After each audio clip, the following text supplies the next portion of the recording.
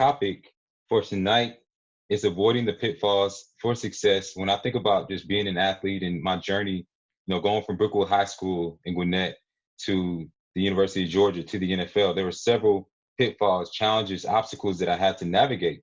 And, it really came at different points in my life. So whether it was being undersized, whether it was avoiding drugs, whether it was social media, or whether it was handling success, there were so many things that I had to learn how to navigate in order to have that success. And to discuss this topic, I want to bring in some amazing panelists, and I'm going to introduce very shortly. But first, I wanted to bring on a special guest who has taken the time to join us tonight. And he is an actual current player at the University of Georgia. And I'm so excited to have him on. This guy is an amazing player and even better person. And, he's got study hall in a little bit. So I just wanted to bring him on. And just welcome Jordan Davis. Jordan, how you doing, man? Pretty good. How are y'all? Doing well, man. Thanks so much for being on tonight, the Athlete to Athlete series, man. So congrats on the season so far, man, and on your career thus far, man. All your success. Thank you. Yeah, man. So I wanted to ask you just a few questions, because I know you got to run, but what were some of those challenges that you had to navigate early on in your career up to now, and what are some of the things that you did to overcome them? I would say definitely picking and choosing your friends, your circle. One of my coaches always told me you could choose 5 friends and tell me, and I could tell how you are based off of those friends. So my first thing was just making sure that the people around me, whatever they were doing, like I'm not friends with like just straight athletes. I'm straight with like classmates and like people on the band. Like I like to branch out and network with a lot of people. So just making sure that like my friends are all motivated in whatever they do. And, they have fun, but at the end of the day, we get to work and we know when it's time, it's time. That's awesome, man. I love it. Exactly right. Your friends make such a tremendous difference, man. And what would you say to any athlete or parent that's on here just about, navigating the challenge? I mean, other challenges, recruiting, I know can be a challenge with some, or just going to University of Georgia, learning how to balance. Like what other advice would you give just in terms of navigating pitfalls? Definitely time management. Like, I heard this before with people, like when I was getting recruited, time management is the most important thing. Like, as we can see now, like, I got study hall in a little bit. I got to make sure I set aside time, and just setting aside time for the right things. Like, I know it's like I have a dog and I want to make sure that like she gets enough attention, and it's like taking care of a little kid. So like, I mean, you have to make sure she's good. You have to make sure your school is good. You have to make sure you're good at football. Like, just like certain times like are allotted for certain things, like school time and friend time and family time. You want to make sure you want to keep those connections open with everybody. So just make sure time management is an important piece on it. That's powerful, man. That's powerful, man. I got one more question for you, and thanks for everything that you just shared. That's so powerful. You're exactly right. That's one of the first things you learn, I feel like, as a college student athlete, is that time management. That's the only way to really survive, man. But I got to ask you about the dogs, of course, man. How do you guys, feel? How you feel going in with the rest of the season? I know guys are getting a little banged up and whatnot, but overall, how do you feel, man, and about the rest of the season? I'm great, honestly, because I mean, like even this season is Corona season, so this doesn't count any eligibility. I have the option to come back, and it doesn't take off a year of my eligibility. Like, so today is just I'm playing with house money this year, so it's just good. You want to do as much as you can, but at the end of the day, you always have that crutch where like I could come back next year. So and then just now, like I guess in our predicament now, just keeping the boys motivated. I'm a little banged up, so I have to like coach from the side and make sure that like I stay in shape. So when I come back, I'm able to produce and like help contribute with the team.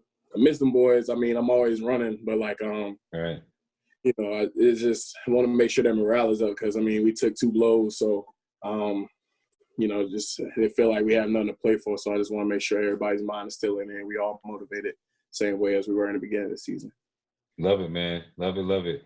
Well, man, thank you so much for joining us. I got another guy who's a panelist who I definitely want to introduce you to, Chuck Smith, who played for the Falcons, defensive lineman just like yourself. And that's what this is all about, man. Not only you sharing knowledge with the next generation, but also connecting you to guys who've been exactly where you want to go, man. So thank you so much for your time, and you got a bright future ahead of you. And I'm just glad to see you doing well. Yeah, and I'll be praying for your recovery too, man. Yes, sir. Well, I got your number, so we'll be tapped in. Oh yeah, always, man. You know you can hit me up anytime, bro. Definitely. I'll see you guys. Right, Thank you for having me. Yep, no problem. All right, we're gonna move forward to our panelists. So like I said, I have an amazing group of panelists. I'm so excited that Jordan got a chance to come on and share a little bit just about from that current player standpoint. And so we're going to move forward with our panelists. So first up, we got Mr. Chuck Smith, who I just mentioned before. He is a former NFL All-Pro. He concluded his playing career at the University of Georgia, or not at the University of Georgia, at the University. no. Sorry, man. Don't do I that. forgot you. I just saw Tennessee, and it was like Georgia. Yeah. By earning, sorry, man. University of Tennessee by earning Most Valuable Player honors at the Senior Bowl. He played 8 stellar seasons for the Atlanta Falcons, where he established himself as an all-pro defensive end and led the team to a Super Bowl.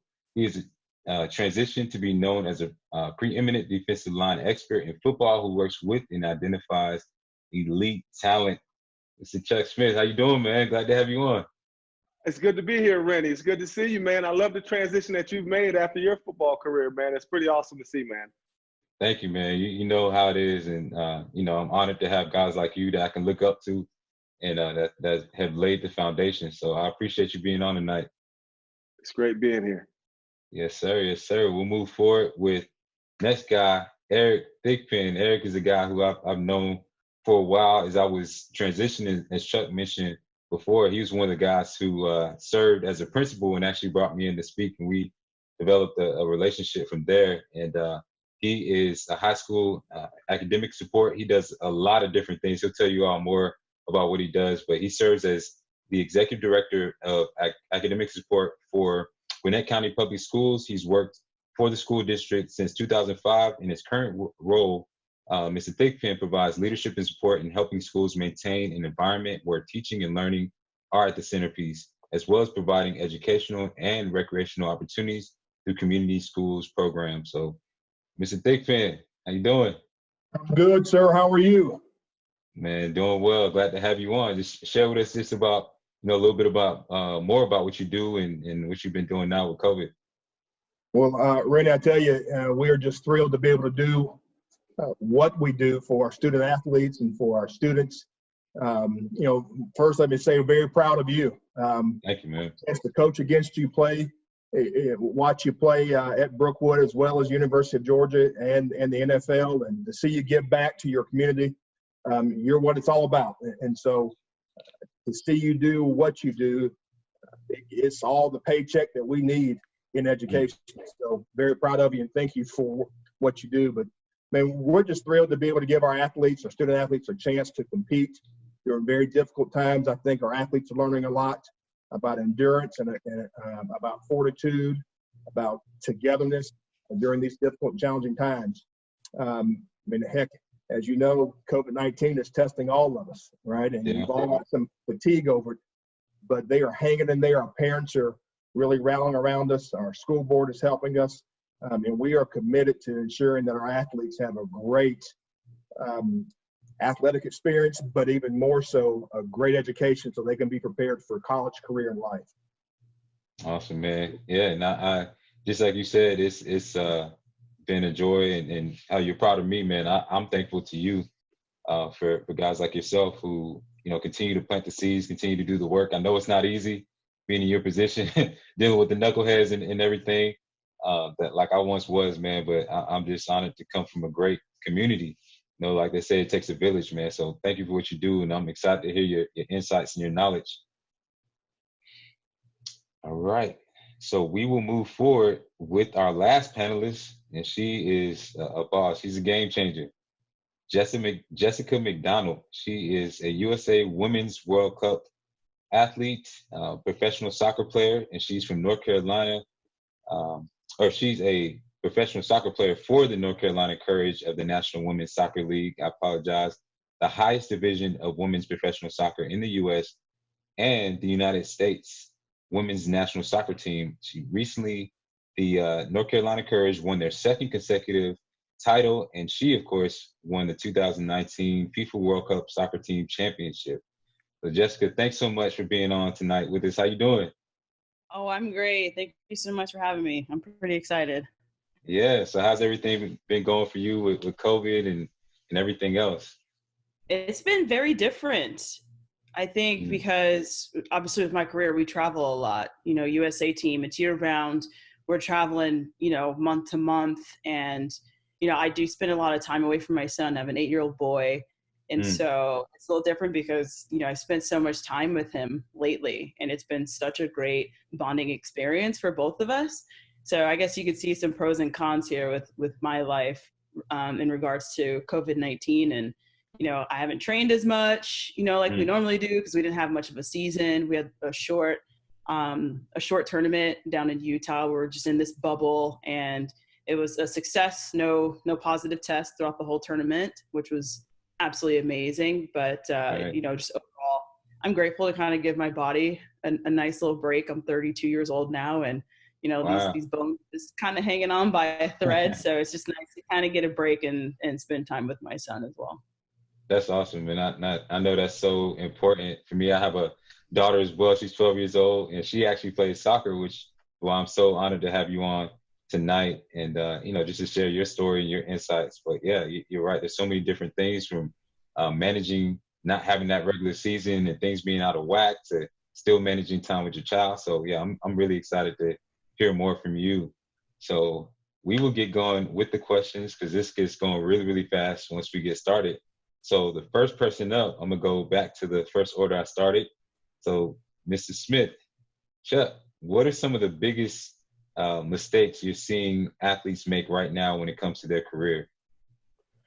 I think one of the biggest things is they put too much pressure on themselves, Rennie. I see kids at a young age are already preparing, and that they focus on so much on one sport that it takes away from their development off the field. What I like to see, and one thing I always encourage my two sons to do, who went to North Gwinnett, you know, Gwinnett County, and one still goes to North Gwinnett now. That's right. Yep. Go Bulldogs. Same. And but I think, Rennie, being more well-rounded, one of the biggest traps that I see is everybody is specializing in one sport. So I just believe in having an opportunity not only to learn, because each sport's a different culture, whether it's soccer, whether it's lacrosse, whether it's baseball, it's a totally different culture, a totally different way the relationships are built. So I just think one of the biggest things that I see in kids is we are too much focused on one sport, and that's it. And then to me, it takes away from the development and the opportunity for kids to branch out and just see other things and grow and learn about different cultures, which are defined by their different sports. Yeah, you're exactly right. I love it. I love it. And that's something that, just to your point, that really, really helped me and helped so many athletes. And when you look at the ones who are successful, you look at their background, sometimes they played soccer, that was their first sport, or, you know, they played multiple positions and whatnot. So you're exactly right, just about getting those, the depth of experiences and whatnot. And just to let you all know, I'm going to ask one question to each panelist, and then I'm going to ask questions that will be open to everybody to answer. So appreciate that answer, man. The next person up is Mr. Thickpen. Your question is, what can coaches, athletic directors, and schools as a whole do to help their athletes avoid pitfalls on and off the field? Rennie, I appreciate the question. I go back to my days as a student athlete myself, and I was fortunate enough to play for a legend at Georgia Southern by the name of Irk Russell. And so those old lessons that, you know, you learn as a student athlete, they stay with you, and things I even use to this day. And so, you know, as coaches, as athletic directors, as principals, as teachers, as schools, I think back to some of those lessons. And one of the things that he taught us is to be firm, right? I think we need to help our young student athletes understand that they are accountable. They're accountable to themselves. They're accountable to their team. They're accountable to their family. They're accountable to their name. And as you know, schools, we need to mean what we say and say what we actually mean and hold them accountable for their actions. That doesn't mean that you have to be so tough and nasty and mean. It's accountable for what they say that they're going to actually do. Jordan was just talking to us about time management, right? If they say they're going to be somewhere, they need to be there on time. I learned that 8 o'clock sharp is really 7:45. If you're there right on time, you're actually late. You've got to be prepared to start at that time. So that, being firm with that. I think being fair. And fair is something that is somewhat difficult to define at times. It's sameness versus fairness. And I think back to my days as a young student athlete, as a kid, sometimes I had to actually start behind 10 yards back when we were running gases or sprints, because my coaches knew me well enough to know that I could put out more effort. And if I didn't put out more effort, I wasn't going to actually get better. So fairness for me was holding me to a much higher standard.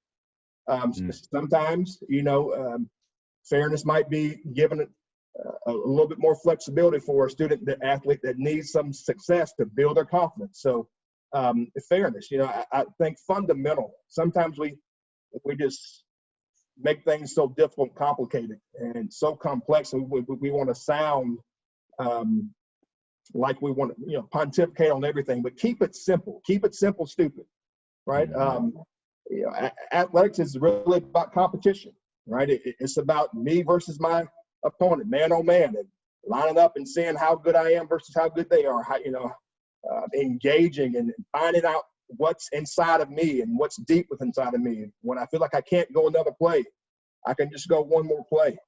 You think about blocking and tackling in football. You think about rebounding and boxing out in basketball. You think about effort in soccer. I mean, it's real simple, and we complicate things, but whoever scores the most points wins. Right? So just keeping things very simple. I think being flexible.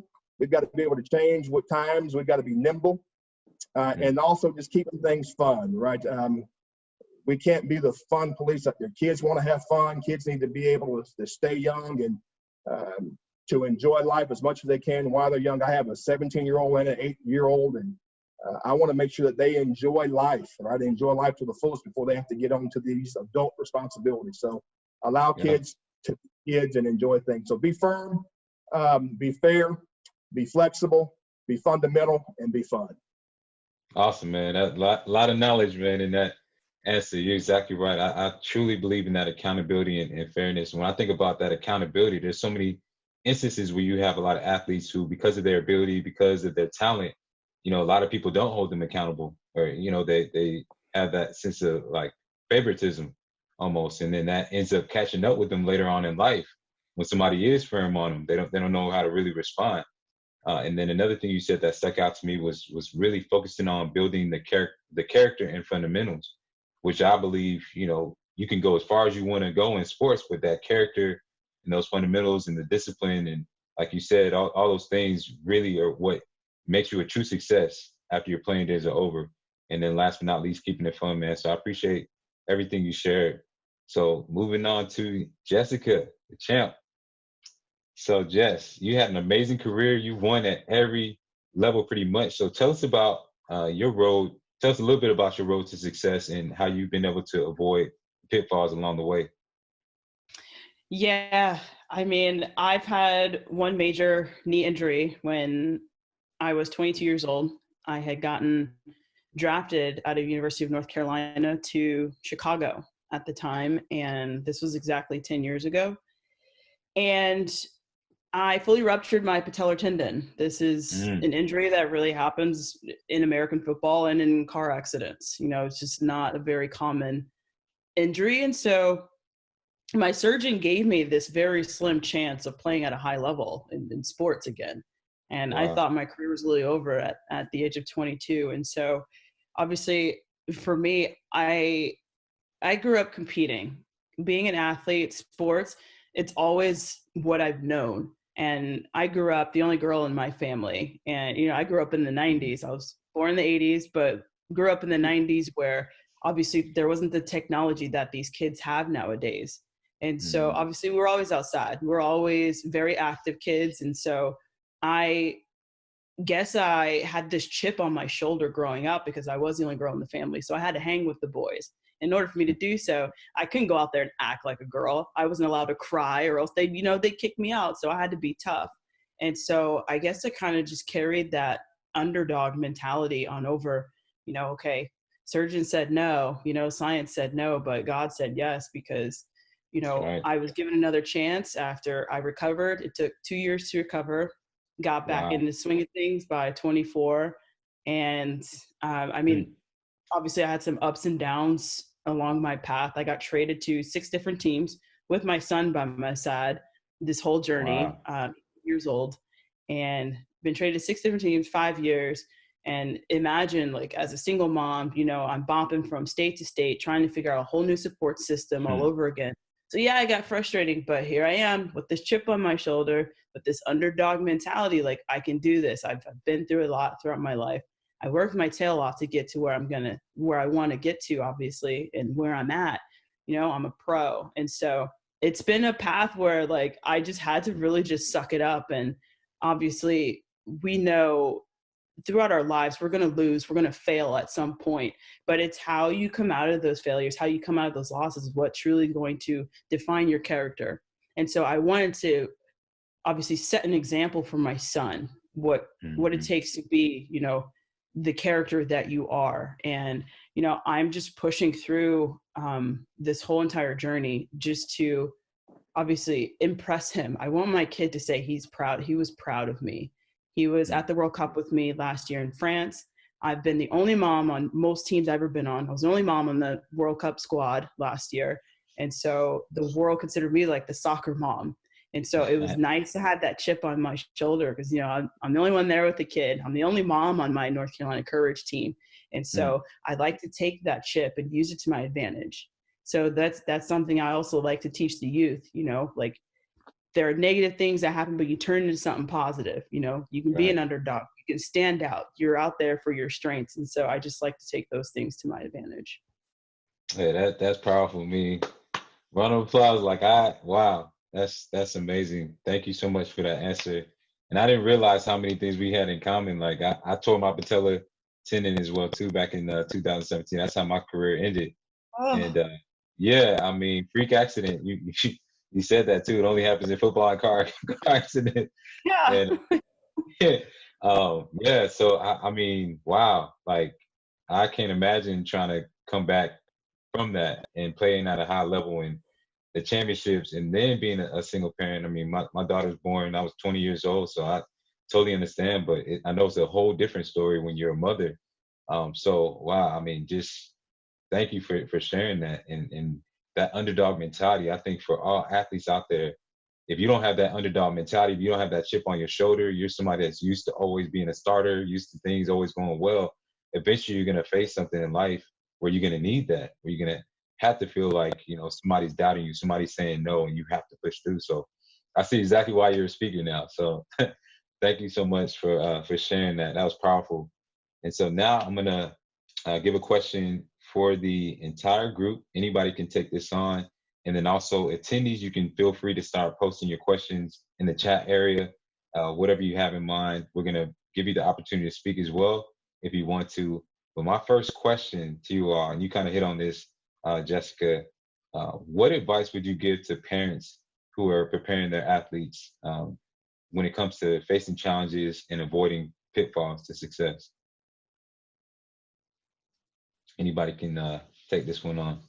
Rennie, I'll just start off by saying I would really encourage the parents, and I think about myself as a parent, to allow your kids to experience some failure early on, because having the ability to overcome failure is huge, right? And a lot of times we get these, Chuck kind of mentioned this, you get these superior athletes early on in life. They have this great talent.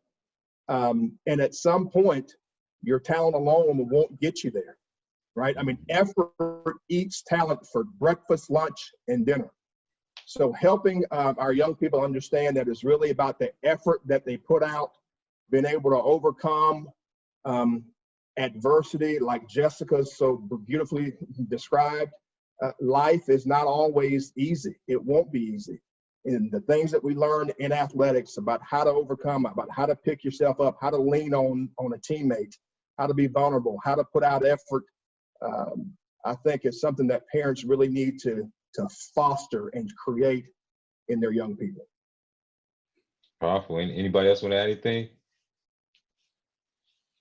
I'll tell you one thing, Rennie. Let me speak specifically about football, particularly any parents. Rennie, I used to go out and speak in the 90s, and I used to always ask the question, are overzealous parents killing youth football? And what I mean by that, and that's a question I ask anyone out there, are overzealous parents killing youth football? And let's just talk about it as a whole. I just think, Rennie, and what I'm trying to say is this, overzealous parents, man, are making kids paranoid that if they're not successful, they're not able to become successful. So what that means is, I think parents need to somewhat, in my opinion, especially at the youth level, or they're the youth coaches, or need to step back. It drives me crazy, Rennie, as being not only a parent, but being a volunteer as a youth coach, when the entire fence is lined up with dads and moms and uncles that are having an impact from outside the fence. And it's called pressure. It's called expectations. And at that age level, it's just all about learning and learning how to compete. And so what I would like to see parents start doing is let their kids compete. There's a lot of wins and losses. But if you're measuring everything every day by what your kid does in practice, then a lot of parents take it home into the cars. Then it becomes a part. Then what I see it does, it starts dividing you. Because one of the things I always wanted with my kids, Randy, I always wanted to make sure that there was a fine line between being a dad and being a coach. Because I'm a coach every day. I'm in the football business 365 days a year. But I think I would like to see parents stop being so overzealous. And also, this is a culture. I talked about different cultures. It's a football culture, particularly in, I'd say in the South, here, Southeast and Southwest. But I just think parents, at some point, you got to start looking at it. It's about the long-term development of y'all's relationship. Because I see so many relationships get fractured by overzealous parents that continue to push their kids and make them feel less than when they don't become what they expect. So I just would like some parents to start looking at it and looking at themselves. And even if you got a friend, it's okay for you to say, hey, just chill out and let the process take its place. I love that, man. Exactly right. You want to add anything to that, Jessica? Oh, no, I can't follow up with those two incredible answers. They hit it right on the nail, though. Yeah, I mean, that you guys are exactly right. Allowing the kids to experience that failure early on, to build that character, to build that mental toughness by understanding that things aren't always going to go your way, that you're going to have struggles, that you're going to have challenges. I love what you shared, Eric. And also, yeah, you're exactly right. That culture is so toxic, and it leads to so many athletes like I'm sure man, personally, who, when they become that adult, they get cut, right? Even if they make it's almost like it doesn't matter how much success they have, even if they make it to the NFL or they achieve whatever, they still, when their career ends, they feel like they didn't accomplish anything, because their identity was always attached to that performance or to doing and to being, instead of becoming the best version of themselves. So that's just such a powerful point, man. I think every parent needs to hear and focus on. So the next question I have is, how can athletes help their teammates who they see going down the wrong path? I think the question that always resonated with me when I was growing up, I had a best friend was Danny Werfel growing up. We grew up in Florida and held each other accountable to a lot of things, but we would always ask ourselves the question, where do you see yourself when sports are over? Right? Because the decisions you're making right now very well could derail you from your future goals. And so it's really about having that one person in your life to hold you accountable, that you can be vulnerable with, that you can allow to ask you the tough, difficult questions, that knows you in such a real way that they'll hold you accountable, not for just your right now, but for your future. Right. And so we've got to help prepare these athletes, not just for the future, but for their future. And, we've got to help them think before they post. You mentioned this thing about social media, right? I mean, these things stay with them forever now. So preparing them for life after athletics and asking that question, where do you see yourself? I think this is one incredible way to hold our teammates accountable. Yeah. Anybody else got anything they want to add? I mean, I think about this so much because we all, as I'm sure you all are sitting, and the attendees as well, we all know somebody we played with along our career who coulda, shoulda, woulda made it, right? If they would have had it up here. You know, they had all the talent, all the ability in the world, but you know, they were going down the wrong path, and maybe it was in high school, maybe it was in college, and all that potential went to waste. So what would you say to those athletes out there when it comes to, you know, helping their teammates? I know you can't help everybody, but you know, not everybody's in that position to receive it or in the season to receive it. So what would you say to any athletes out there who see their teammates going down the wrong path? I think, Rennie, it's a fine line too, though. Whereas, you know, to me, it's by being an example. Because like you just said, listen, some cats you just can't save. And some cats, and there's something that I was told a long time about, from my dad. He says, man, you got to fight to stay out of trouble. Meaning it's going to be opportunities all around for you. It's going to be always around. But you got to, what that means is when things show up, you got to know how to honestly stay in your lane. You know, and then in this new era with so many different components that bring in friendships that can also put you in a trap, social media, all the different things that come with that you remember now, friends aren't, this is different than when I was a kid. Friends are friends when they're not even together. So your relationship on social media is like you're with one another. So some things that happen online, there's got to be a fine line now, because it's even more to me, even more dangerous now. So I just think, you know, you got to be able to lead. You got to be able to lead by example. But here's another thing. I always talk about my dad said, being from Athens, Georgia, Rennie, you know, Berkeley Hills. My dad out of Barclay. He would always say, man, leaders always lead. They only follow when it helps the mission. So you always going to lead cats, but when it's time to follow another path, when it helps the mission, you got to do that. So I tell my kids, you want to try to help everybody, but this is the real world.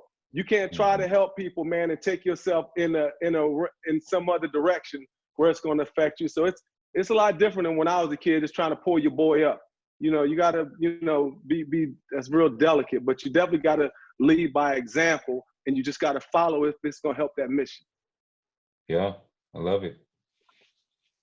You want to add anything, Jess? Yeah, I mean, to follow up, I mean, Chuck and Eric kind of hit it right on the nail. I mean, you have to hold them accountable, but also you have to be able to, you know, handle yourself. You got to know right from wrong as well.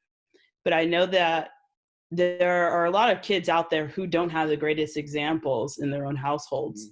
And sometimes they do need their circle outside of that to help support them. And I truly believe that support is such a huge part of anyone's journey, no matter what they're doing, athlete or non-athlete.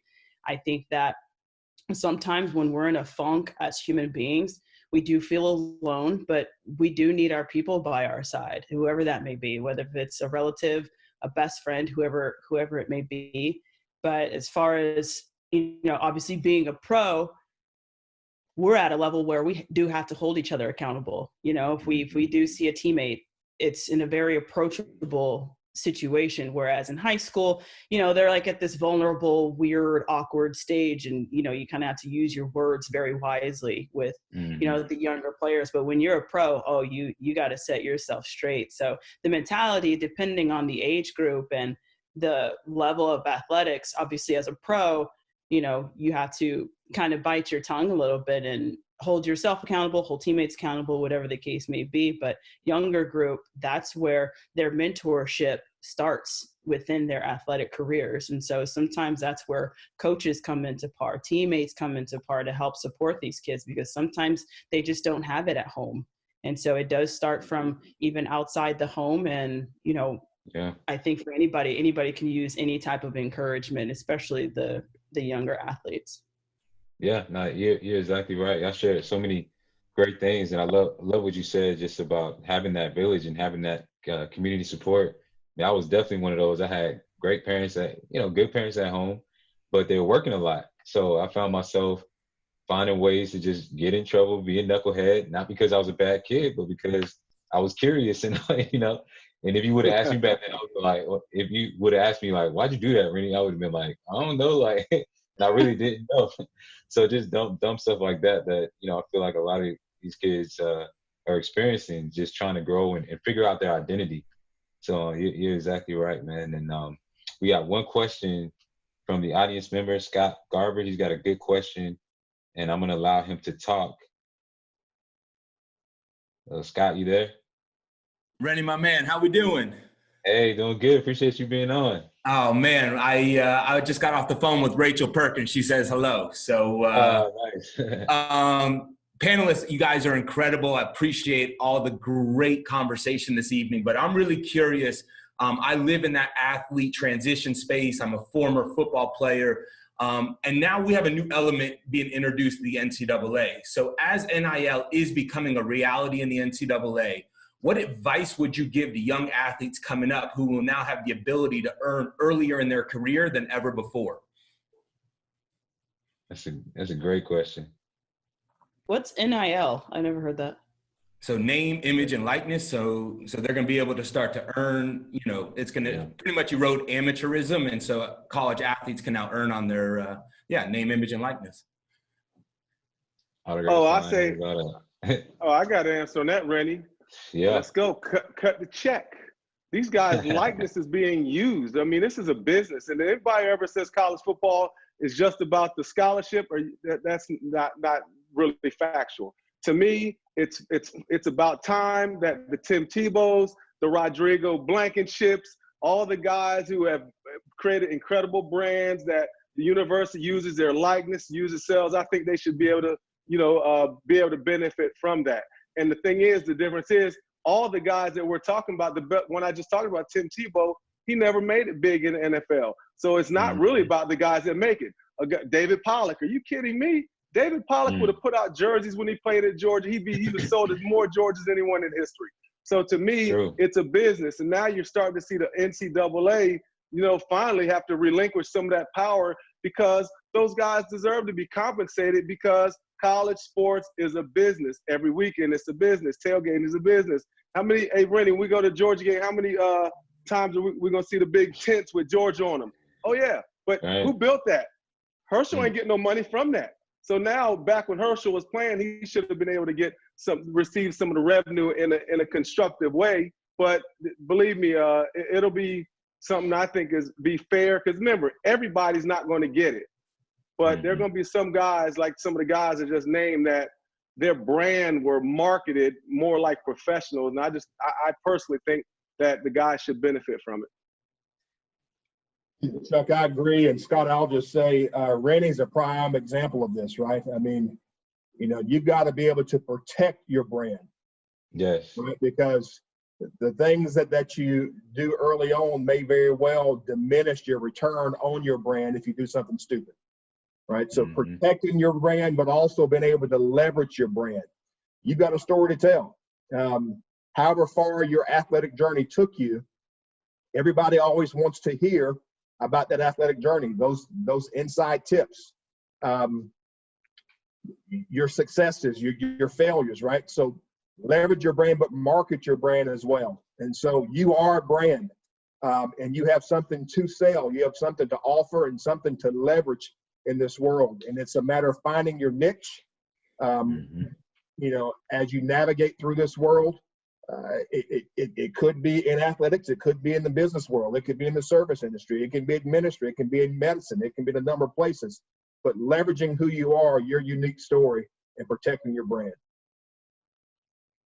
I appreciate that. It's going to be definitely an interesting time for the NCAA, and I'm very curious to see. You guys spoke about social media and how the relationship that the athlete will have with the social media, and that's how they're going to monetize a lot of their brand. So it's going to be very interesting, and I think it's going to be incumbent upon us to go ahead and send the elevator back down to make sure that we educate these younger athletes, because they're going to be facing these challenges earlier and earlier. But Rennie, I won't hijack your show, man. I'm loving this, and let me know how I can get in the raffle for those headphones, man. I'm really excited.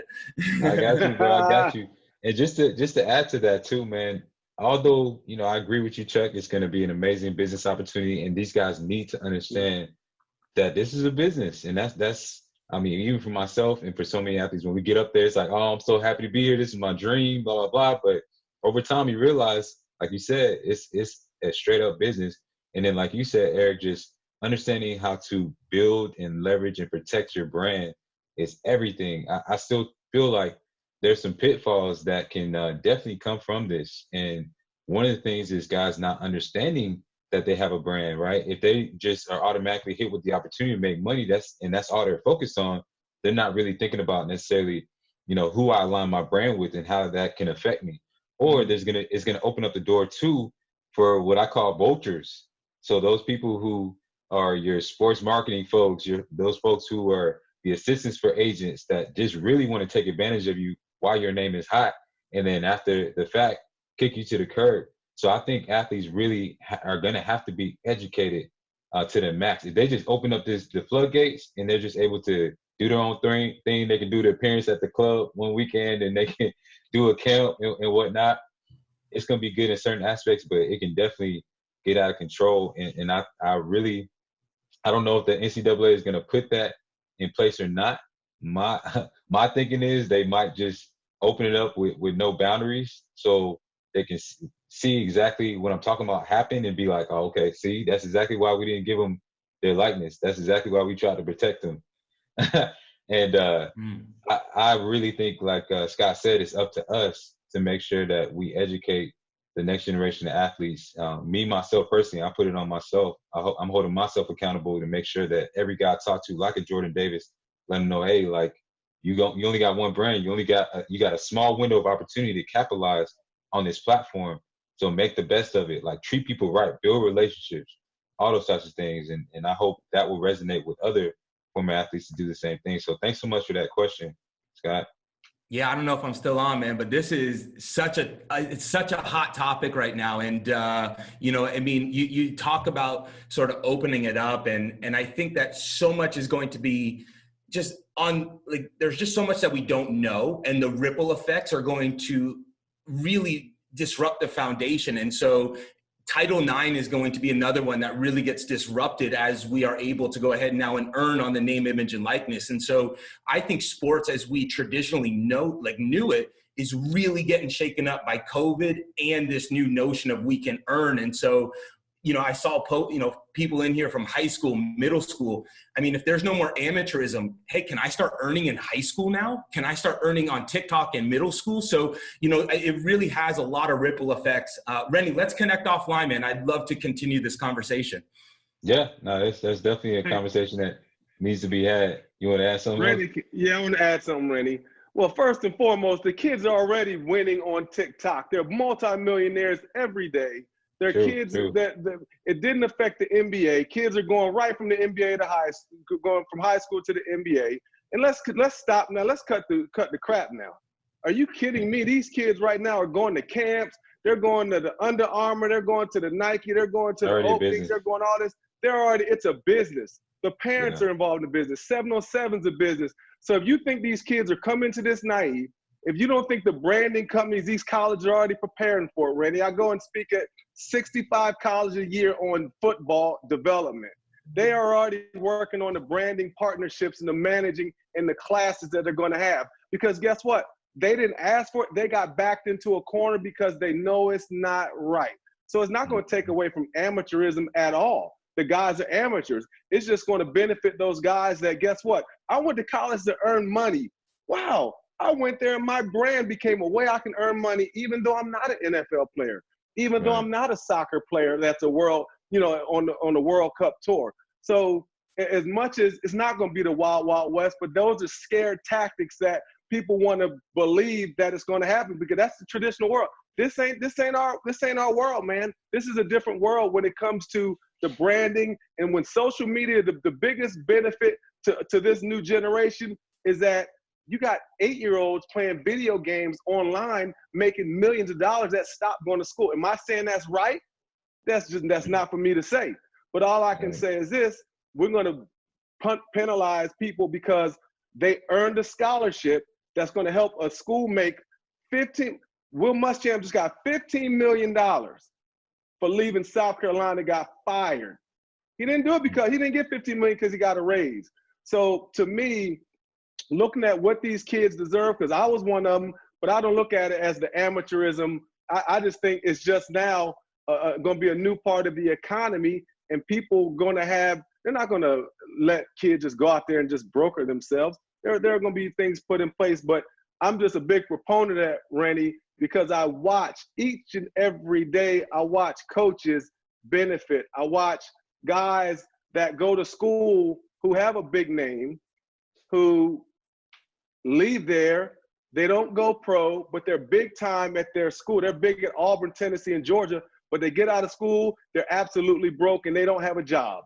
So to me, it's it's one, again, don't get me started on all that, Randy, because we're going to have to do another one of these. So this not this forum. Yeah. No, I totally agree. And to your point, man, there are so many athletes, like you said, who go broke or who just get to that the highest level, and they've never had to manage their brand. They've never had a certain amount of money. I think if it starts early in college where they're able to monetize, they're able to understand, getting money using their name aside from just their sport, I think it leads to a lot better outcomes. And then even he mentioned the Title IX, for female athletes, like it opens up the door for them as well too, because I think people are really catastrophizing it, like thinking, oh, it's this big endorsement. Like, nah, this means you can go back to your hometown and have a camp or do one-on-one coaching, right? And you're not penalized for it. So I think it's definitely going to create opportunities. But I'm going to move forward with our last question that we have time for. So Chef T is our next attendee who had a quick question. So I'm going to allow you to talk and get your question answered. So what you got? What's going on, Chef? How's it going? Good. So pretty much my question is, how would you explain to a young kid, so I'm training a young kid in basketball who's talented in a sport, but he doesn't get the chance to play over a less talented coach's son? So that's a tough one. So your question is, what would you say to him? How would you coach that kid to just stay motivated? Yeah, exactly. I'll let you guys answer that. That's so really the question is, how do you deal with daddy ball? Come on, man, let's cut through the question, man. Daddy ball. I've had it done with my son. I dealt with it with my son. I've seen others deal with it, and I understand, and it's hard, especially when you're dealing with a child who's out there and realize he can compete. But the one thing that I always say, you just got to keep coaching them up. And that's where it's where you get to have specialized training and someone you can help them out. But what you got to do is you just got to teach them to compete, and then let the chips fall where they may. And that's one thing I always talk to my kids about. When I'll talk to my son tonight, I say, son, did you compete? That's it. Whether you win or you lose, just did you compete? And it's hard at this age level, but that's one of the things you got to go through. And then eventually the cream, as they say, rises to the top. But I don't know if there's really a true answer except teach them to continue to compete. And then as my son got older, he went through that.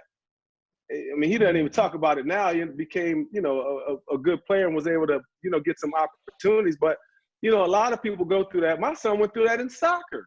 We went through that in soccer. It's in every sport, baseball. It's life. You know what, Lenny? Rennie, three things I try to tell my kids. 3 things, man, to make sure you always going to compete: show up, give effort, and be compliant. And that's it. If you want to be a competitor, show up, give effort. Great effort is always rewarded in practice. And the last most important thing, be compliant, because there are rules to it. So those are the things that you can tell them. But it's going to happen, and it's not much you can do about it. I tell you one thing you can't do: don't go complaining and acting up with the coach. Because then the kid ain't never going to get a chance to play. Never going to get a chance to play. I know it's hard. It's hard, but, so it's tough, man. And I hope I helped you with that. Appreciate it. Anybody else got anything they want to add? Thanks for that question. Control what you can control. Yeah. Right? Some things are out of your control, but control what's in your sphere of influence that you can. You can control your attitude. You can control your effort. Those 2 things you can definitely control. True. Totally agree. I know it's a sucky position for that kid to be in, but man, I use that mess as fuel. Tell them to use that as fuel to want to work harder. You need to outwork whoever's starting over you. If you want to start, then clearly the coach doesn't see that you earning the start regardless. So you need to show the coach that, you know, you're out there for your strengths. Have him perfect his strengths. Obviously work on your weaknesses, but that's the reason why you're out there, is because of your strengths, not because of anybody else's. So if you outdo your strengths more than, you know, the person next to you, I mean, you're good to go. And another important thing is competing at a mental level. So obviously this kid is down, but this is our time to pick him back up. And the way we can do that is to work on his mental competitiveness. And mental competitiveness is a very important part of the game, because if you're sad, feeling low because this is happening, things that are happening that's out of your control, you can't do anything about that. But what you can do is fix your mindset and perfect your strengths. And I mean, you'll have to earn that. You know, obviously that's where my underdog mentality comes into par. Oh, I'm on the bench now. Okay, let me get to work here. You know, I'm licking my chops. So obviously that's something that this kid will obviously have to get instilled in him, is to be able to handle these situations, because that's what's going to define your character. That's so real. I love that. And you're exactly right. Like, that's what makes you who you are, is being in positions like that and still having that mentality where it's like, I'm going to go hard regardless. And I think for so many athletes, like, we let our motivation and our drive be determined or, you know, be dependent upon our position, right? Or our circumstances, where it shouldn't even matter. It shouldn't matter what position that we're in. If we're second string, if we're, you know, a scout team, it shouldn't matter what the scoreboard is. You should just go hard because that's who you are, right? So I think it's one thing you can do is, you know, just to piggyback off you, Jess, is you can coach him to where it's like, this is just my MO. This is my mentality. I'm an underdog. I'm going to go hard regardless of what position I'm in, and make yourself undeniable. That's one thing I understood as an athlete, was that even if I had a coach that didn't like me and he only gave me 2 reps, if I go extremely hard and I make something happen in those 2 reps, eventually somebody going to say something, somebody going to see me, and I'm going to get an opportunity. And, you know, and then sometimes you just have to operate as that starter before you ever get that position. And that's something that helped me my whole entire career. And it goes back to what you said once again about that mentality. So even though you're not a starter, you're second string, you're still approaching every single thing as if you're still a starter. So that's an extremely powerful question. So we are going to wrap up, and I'm going to announce the winners first. So our winner for the headphones tonight, and our panelists are going to get, y'all know this, but y'all going to get free headphones too. So congrats to y'all. Turn up, praise it. Yeah. Blessings on blessings. We all got so excited. Y'all like, all right. So for y'all, I know y'all was going to get blessed tonight. Y'all welcome. Thank you. Yeah. So Scott Garber. Keep it from my kids. Yeah, you know you ain't gonna be able to hold on to that. But Scott, you are a winner of the Jobber headphones. So congratulations to you. And our $500 winner for the gift from Sports Turf and from the Game Changers Foundation goes to, drumroll, Charles Perry from Brooks County, who is an athletic director. So Charles, congratulations, man. Hope it goes to good use, whether it's equipment, whether it's pregame meals, whatever it is, man. Congrats to you all.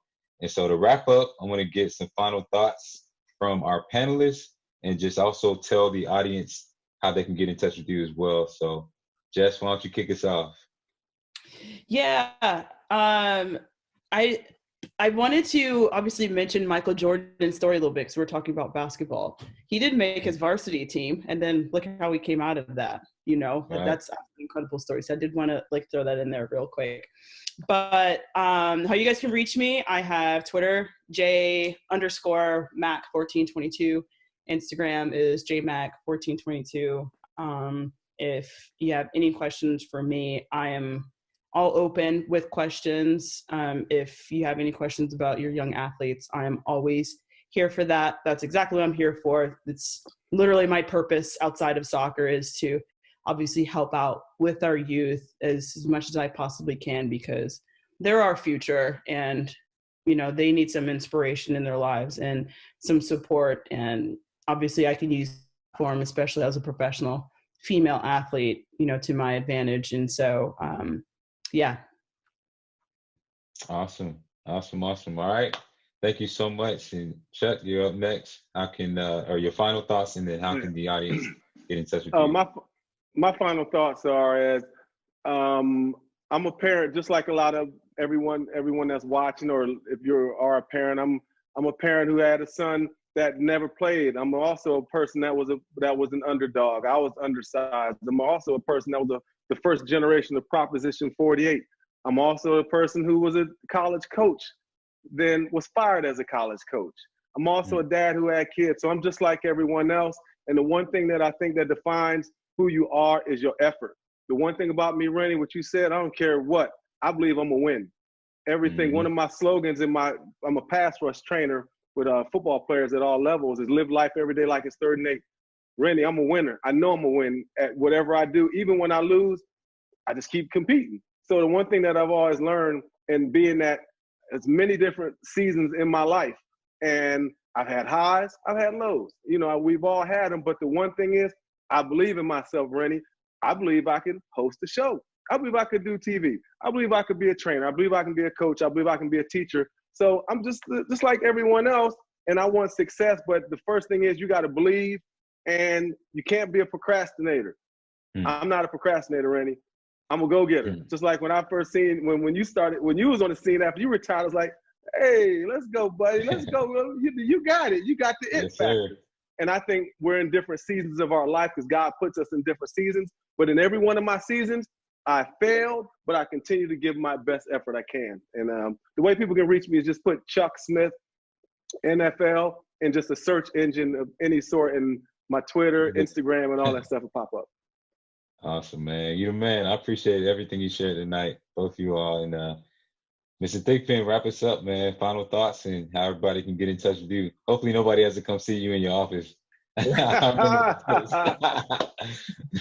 It's great. Well, Rennie, I appreciate it. It's been a pleasure and honor to share this time with all the panelists and attendees. And, I would just encourage everybody to slow things down and really just enjoy the ride. Make the most of every opportunity that you have in life, right? We've been given certain talents. We've been getting certain opportunities. Make the most of it. Take it as far as you can take it. And I would also just encourage everyone to recognize that we're on this earth for a purpose. And I don't think we're on this earth by ourselves. And so help somebody else along life's journey. This is not about us, right? The talents that we've been given, the platforms that we've been given, the opportunities that we've been given, it's truly about giving back and helping out someone else along life's journey. So just make the most of life, enjoy every opportunity, reach back and give to someone else.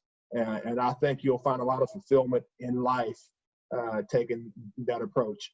I have posted my email address in the chat room, so everyone can contact me through my email address there. Awesome. Thank you so much. Thank you to all our panelists so much for all the information and knowledge and tips and tools that you shared tonight. Wish you all continued success. And I'll go ahead and wrap it up. Once again, my name is Rennie Curran. I'm a former professional athlete, keynote speaker, author, and the CEO of Game Changer Coaching. I want to thank you all so much for joining us on another episode of the Athlete to Athlete series. We've been talking about avoiding the pitfalls to success. I hope you guys got a lot of value out of it. And we'll be back again next week, and we'll be talking about leveraging your platform. So we're probably going to get into what we talked about in terms of just name, image, and likeness, NIL, as Scott said. So, yeah, thank you all so much for being on. If you want to learn more about the Game Changers Foundation and what we're doing, visit GameChangersFoundationGA.org, and that's where you can sign up if you're an athlete and you want to get back into schools and give back. If you want mentorship, if you're an athlete, if you want us to come and speak, if you're a coach, you can learn all that information and sign up there. So, guys, thank you so much once again. God bless, and go Dogs. Ain't that right, Chuck? Hey, I'm still with the balls. I'm still involved. Go Dogs, but I'm rocking. Sorry, I'm there you go. There you go. So, Tar Heel. yeah. It's all about that SEC. Y'all have a good one. Thanks so much for having us. All right. Y'all have a great night.